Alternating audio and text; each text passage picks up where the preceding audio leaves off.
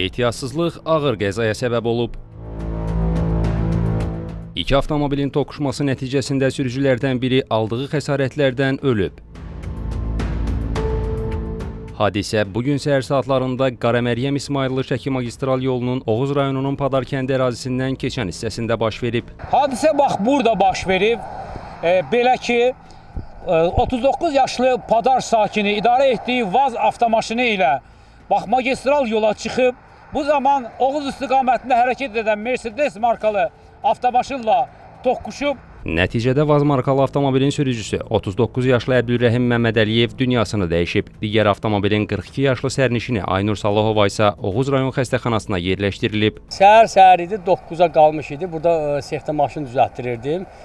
Birdən səs gəldi möhkəmdən.